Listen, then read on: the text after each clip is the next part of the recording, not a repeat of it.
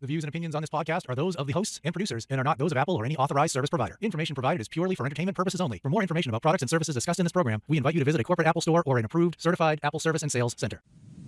Today we celebrate the first. Hello, I'm a Mac. You're stealing from us! Don't Sculley Around. The Apple podcast that brings you information from both sides of the counter. They still have a notch. You think if they designed it on the iPad Pro, they would have figured out how to do it on a phone. From both the customer and the sales and service provider's point of view. You want to sell sugar water for the rest of your life, or do you want to come with me and change the world? Because we don't scully around. What can I say? I hired the wrong guy.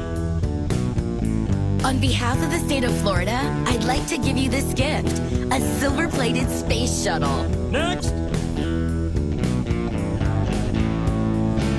Mr. President, your ideas for the tech industry are so innovative, and you definitely do not have a small penis. Ah, thank you! Please accept this gift on behalf of Apple. Next!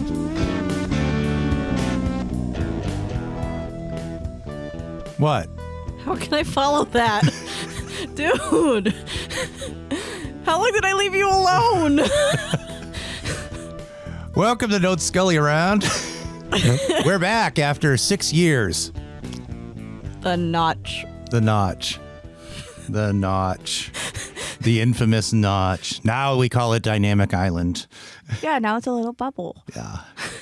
Welcome to Don't Scully Around, the Apple podcast, produced and hosted by two actual Apple technicians. Caitlyn is a current Apple technician. I am a retired Apple technician, as it were. And we're here to talk about all things Apple and interesting stuff going on in the computing world, and what a time it is to be jumping back in to doing computer podcasting. There's going to be a lot of stuff happening in the fall. Exciting new rumored announcements from Apple for product releases just next week. Yeah, it's supposed to be a big year. So also a lot of things that are going to be going away. So we'll be talking about that and more. But as you heard at the top of the show, the South Park parody of Tim Cook's visit to the White House on August 5th. And Tim Cook presented this really interesting little gift to President Trump. It has a gold-plated stand and a glass globe, round, flat etching type of thing. It looks like an award. It looks like an award.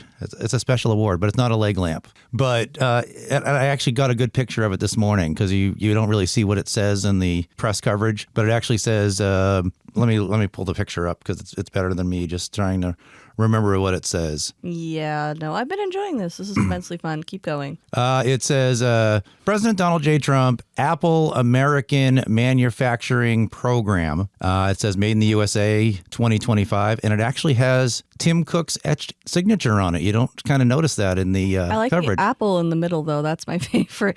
It's really Apple. I don't know how else to say it other than that. Well, when he pulls it out of the box, It's just apple roundness. It's a very Apple box. Yeah, it was. And he even points out that this box was also manufactured in the United States. So what do you think about this new Apple commitment to assembling and trying to source more parts from the U.S. if they weren't already doing that already? Politics aside, and it's really just I don't care who's in power thing. I think it's neat if the company that was started in the U.S. is producing as much as they can in the U.S. so it continues to be a U.S.-made product, which it hasn't been for years, actually, probably decades at this point. So I'm excited to see it. I mean, back in the sort of kind of day, it was only 2013, but that's almost 10 years ago. Wow, how did that happen? The Mac Pro trash can, as it was belovedly or hatedly called, they were very proud that was being produced in the United States. And I was actually kind of excited to see if there was going to be more produced in the United States, like if that was a new initiative or something. And then it just kind of stopped. I think the iMac Pro may have been done a little bit in the US, but they really reduced how much, or at least how much they proudly proclaim it.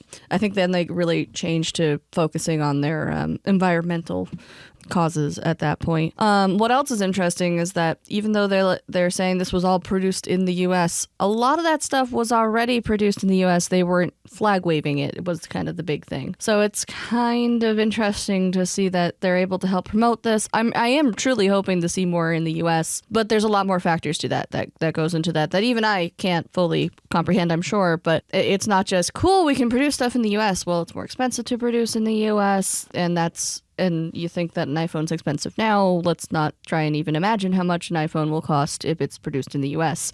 in its current state. So it's an interesting thought. I'm really curious to see where it goes, because Apple's done a very good job of not raising their prices with all the stuff that's been going on. So I'm kind of curious, I think is a good way to put it, as to where this is going to go and how it's going to affect, I guess, more the financial side of it. As a consumer of it, it's going to be interesting, as well as, are the parts going to go up now that, the cost of parts for repair in my day-to-day job, are those going to go up because now they're being produced in the U.S.? So it's kind of interesting. Well, it's even more interesting. Are we going to see part shortages, or are we going to see issues with prices going up anyway from stuff they're importing, from the Chinese-made stuff that hasn't come here yet? Yeah, we've seen some product shortages, but that was a while ago, and that had more to do with manufacturer defect of the butterfly keyboard sucked. And then they couldn't keep up with demand, and now Apple's changed how they repair MacBook Pro batteries, which is better for the consumer, according to their article.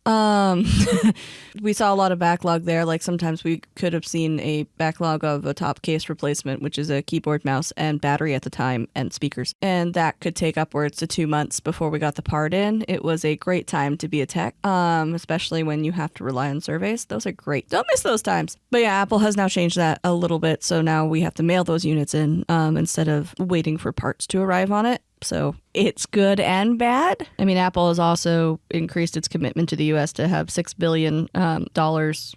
million program. Plus, they also have another program that I really kind of want to click around, and it's called Apple Manufacturing Academy, which that's cool. That's in Detroit. Yeah, I did see that article. I thought that was kind of interesting. Yeah, it's all new Apple Manufacturing Academy in Detroit, opened on the 19th with a free program to train and support Apple businesses, innovators, and manufacturers. It's part of Apple's pledge to spend more than $500 billion in the U.S. over the next 4 years, builds on its company's long history of investment in American innovation and advanced manufacturing. I'm doing good with words. It is interesting thing. Yeah, they really are trying to bring it back more to the U.S. I mean, they already were bringing stuff to the U.S. I feel like they start in the U.S., and if it's just not Tim Cook being originally a CFO and being a kind of a manufacturing guru, I guess you're seeing a lot of that at this point. So I guess it feels like they start in the U.S. first, and then they look outside from there. But a lot of these decisions are made financially. Oh, apparently it's a partnership with Michigan State University. That's close to Detroit, right? Yeah, probably. So we do have some audio from Tim Cook presenting the award to President Trump, as well as his commitment. Oh, we just have his comments about his commitment to the. Sorry. So we have Tim Cook with his comments about his commitment to $600 billion in U.S. money, or U.S. manufacturing and such. Good afternoon, everyone. Mr. President, thank you very much for having me here today.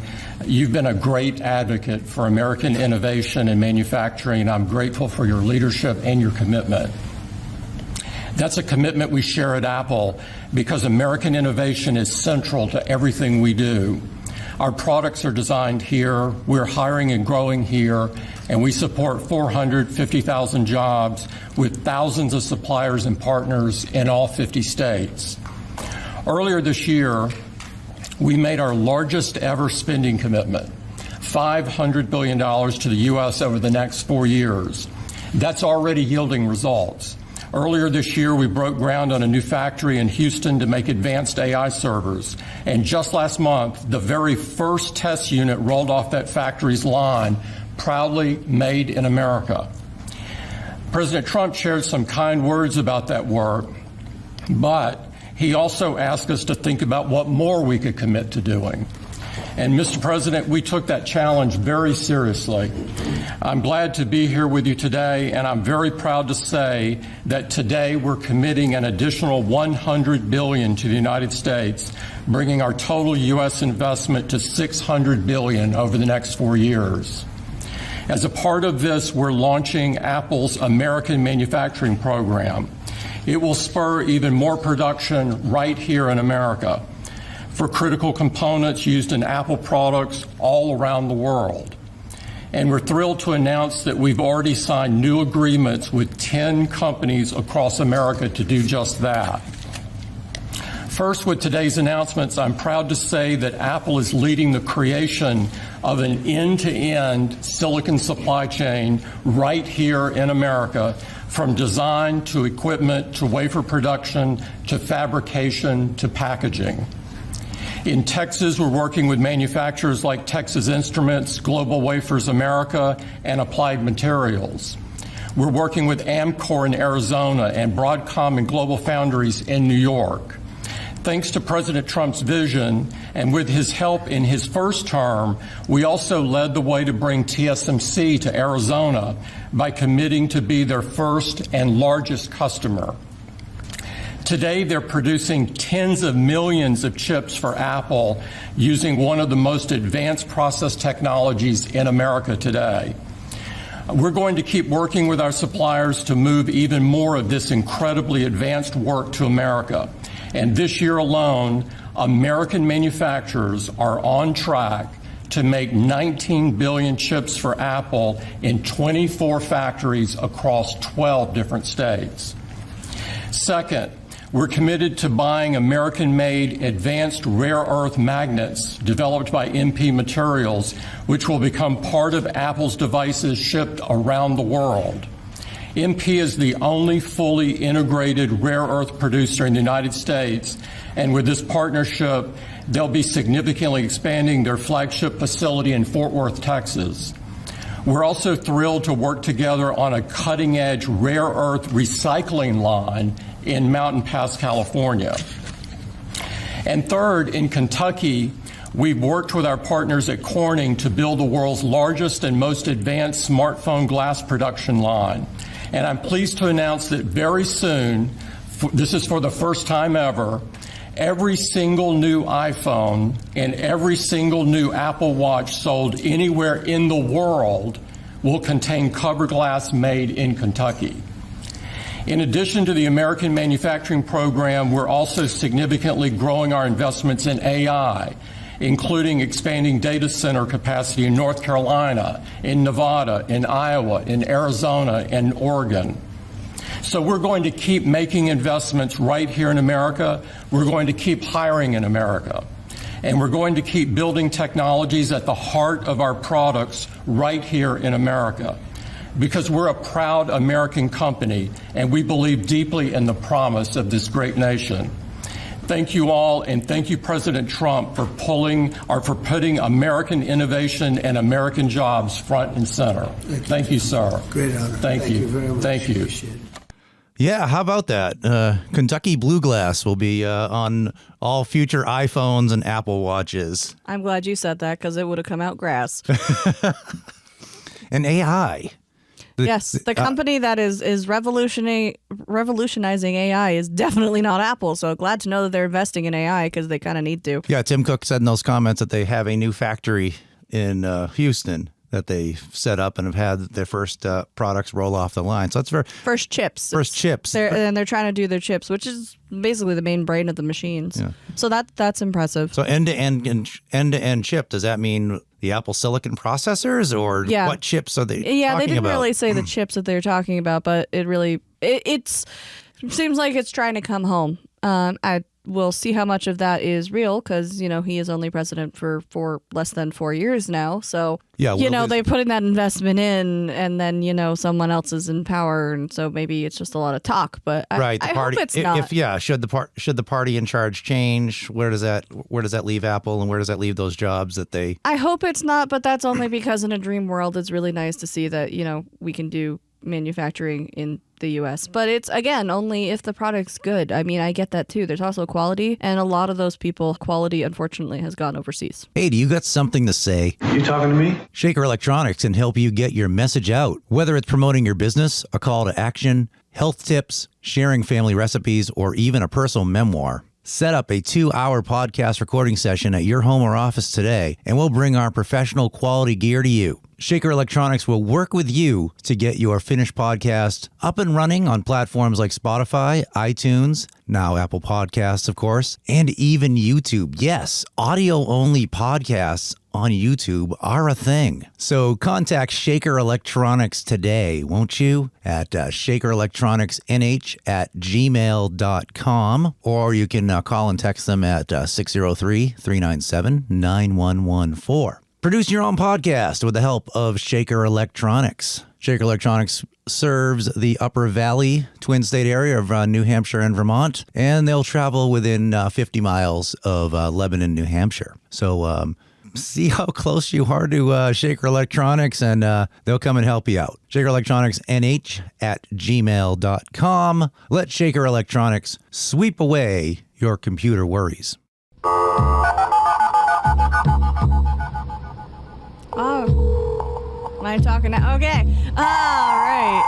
That very loud, lovely sound there that I'm sure we all miss so much, at least for my generation and older.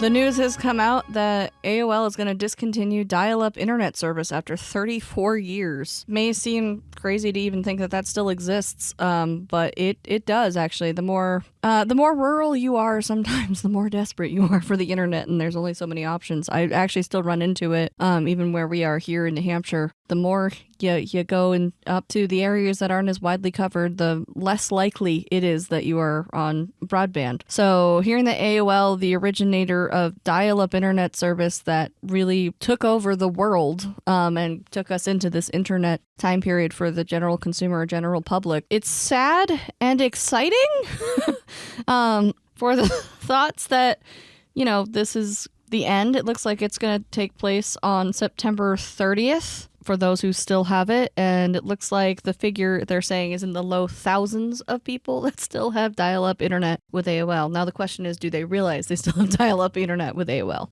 There's a possibility. I found it interesting that you talk about rural, and some of the communities affected are actually Native American lands, which is kind of interesting. And the thought of what people must be paying for this dial-up service that is slower than the 5G coverage we have in our cell phones. By a lot? By a lot. Probably slower than even when our phones are on LTE with 1 bar. It's probably slower than that. And it's just amazing to think that people will pay sometimes for a really expensive subpar internet coverage, even if it's all they've got. I mean, I remember my father's trailer park that he had moved into. It wasn't up until maybe a year or so before he passed that he was stuck using like satellite internet. And we're not talking Starlink. We're just talking like some sort of satellite internet program through, I think, DirecTV. That if you had like a bird fly in front of it, it would die. Yeah, okay.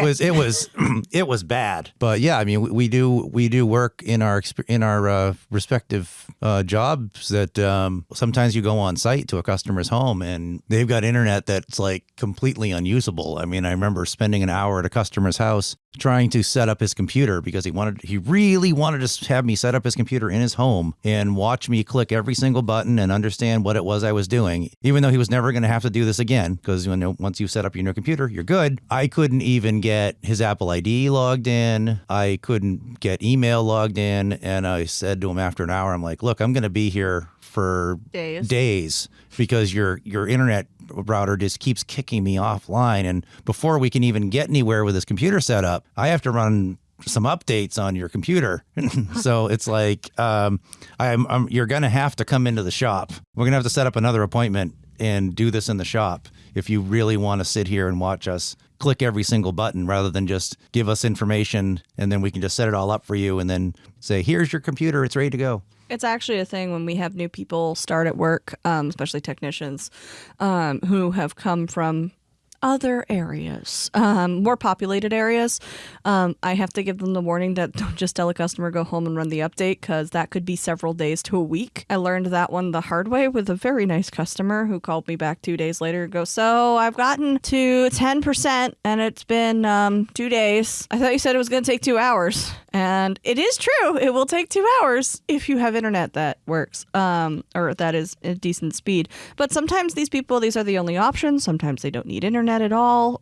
We do still get those, or they only need internet for very, very little, like to check in with the necessary things, like once a day, once a week, once a month, that sort of thing, as well as sometimes it's the only option, though they are getting more and more out there. I know that was a big thing under the previous administration of trying to get more broadband out to everywhere, which was crazy to think that people didn't. That was kind of a secondary realization that not everybody has broadband yet, or even the option. But I do know of places around us that don't even have internet at all. Apparently, if you're still very, very desperate to keep your high-speed dial-up, Net Zero still exists and does it. Juno and DSL Extreme. I don't know. DSL is different from dial-up, but even still, yeah, you can still get. There are some places where you could still get DSL from the phone company, which I remember. That was like, wow, it's so much more faster, and I don't have to yell, and my mom doesn't have to yell at me to get off the internet so she can make a phone call. I remember trying to call my best friend who was literally 2 doors down from us as soon as I got back from school because, I hadn't spent all day with school with her. I needed to call her right now. And I would call over and I couldn't get over to her because her mom was on the internet.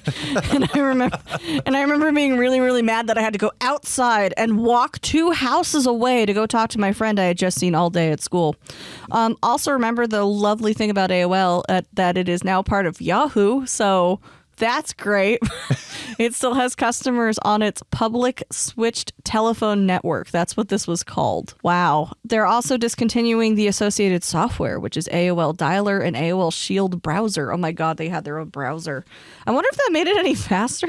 I don't think so. No. I remember in the early days of getting DSL, and then Verizon would install like their own custom browser, and it would completely screw up Internet Explorer, and because you had all these extensions that were running and slowing you down and whatever. But yeah, we don't. It's kind of nice that we don't totally have to rely on. We have choices, and you definitely have choices. And Caitlyn's always good for negotiating the best deals with internet service providers, especially where Comcast is concerned. Because it's really easy. You just start by saying no until you get to something that sounds good. But yeah, I mean, I don't know if this is going to be a reminiscing podcast at the moment, but like I remember getting AOL was my first internet. I remember my mom having it on her. It was a G3. I think it was one of the G3 stations, like the big towers. And then it had this really, like, I still want that monitor. This really cool, it was iMac inspired, but like it was on a stand monitor. And I remember going over there and setting up my first email with my dad helping me and making my email Katie crazy. Thanks, Dad. And that was my first ever email. And I remember clicking the buttons and watching the animations. And I have to say, for a service that's slow, that's going to rely on you waiting, they did a great job by keeping you entertained with their logon system.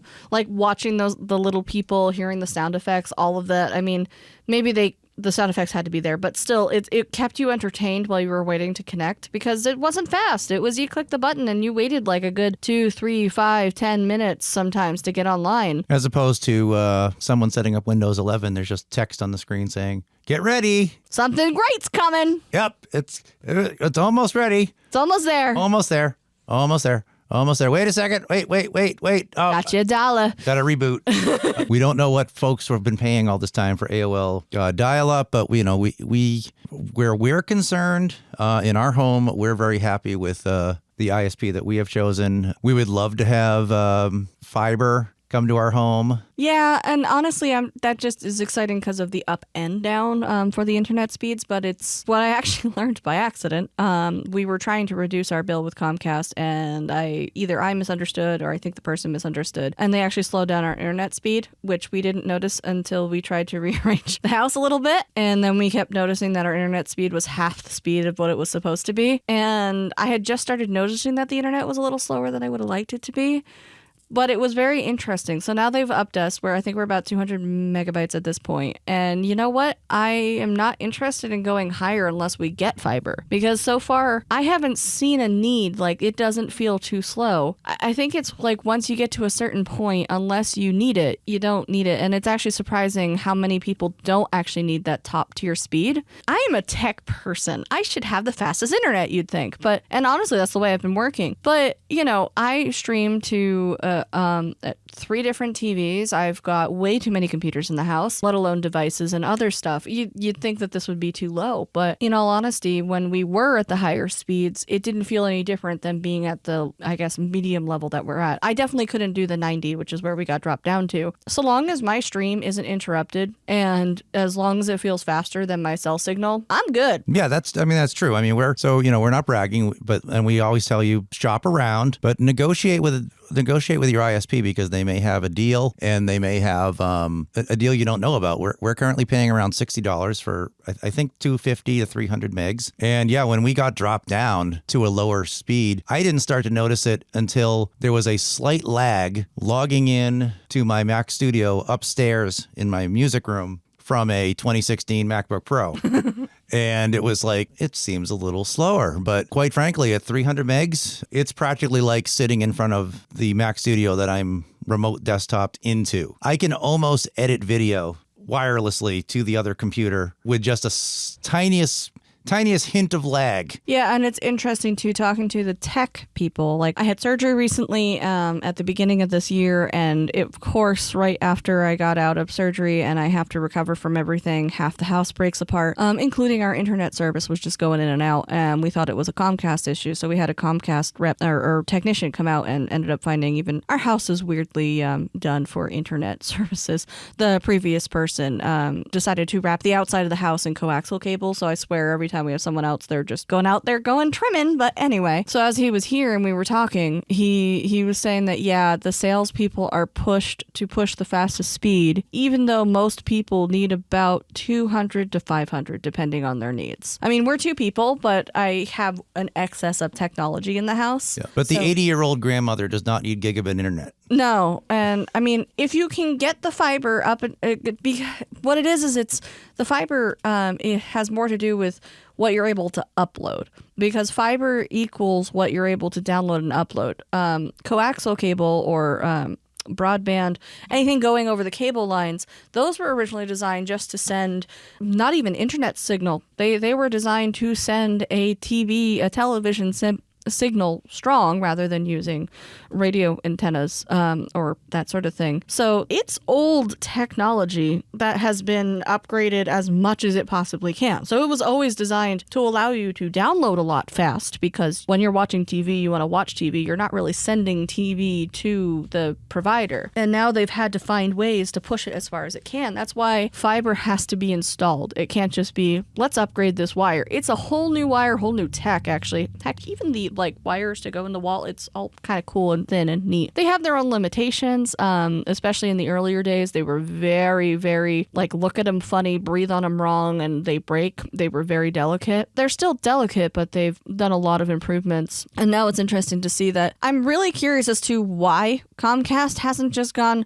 all right, we're just going to install fiber and upgrade our people, because then you'd keep your people. Instead, they're just like, we make our cable faster, as fast as we can make our little cable go. So, and instead you get other very small third-party companies that are just growing up out of nowhere. I mean, especially where we are in Vermont and New Hampshire, there's a big one called EC Fiber that's just slowly, I believe it started as a nonprofit that's just slowly overtaking the area. And then there's several other different ones in New Hampshire that are slowly taking over those areas. Like we have Hub 66 coming around here, which has somehow moved around our house beautifully and not anywhere near us. Right.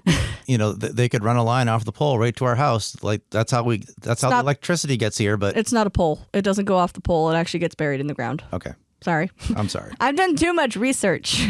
Folks that have been hanging on to their AOL, maybe you can, sell some of those old discs on eBay. There are people. Someone will frame them somewhere in their house and go, look at my museum. It was used yesterday. But yeah, and there's a lot of new stuff coming up. There's lots of more. There's more things going away in the fall, and we will talk about those on upcoming shows. I don't know if I'd say going away. I would just say we're moving on from. We've already long since moved on from them, and it's time for them to retire. Okay, I guess that's a good way. I'm a nice person. That's a good way to put it. So, join us for future editions of Don't Sculley Around here. On our next show, I think we're going to be talking about Comcast customers have just gotten an interesting alert concerning their who their email provider is going to be, and also maybe some exciting things that will maybe this year will actually push us to want to replace our Apple Watches. Maybe. Or yes. So from me and Caitlyn here at Don't Sculley Around, we always encourage you to, if you have an Apple computer that needs, or Apple device that needs service, please reach out to your local Apple store or Apple approved authorized service provider so you can get that proper factory repair done and not deal around with crazy third-party stuff, which with Apple Silicon and parts pairing, we don't know how much longer you'll be able to Franken-Mac a device together. Yeah, that's a retiring term. But so when it comes to the care and maintenance of all your Apple devices, we encourage you to... Don't scully around? What? That's it. Woo!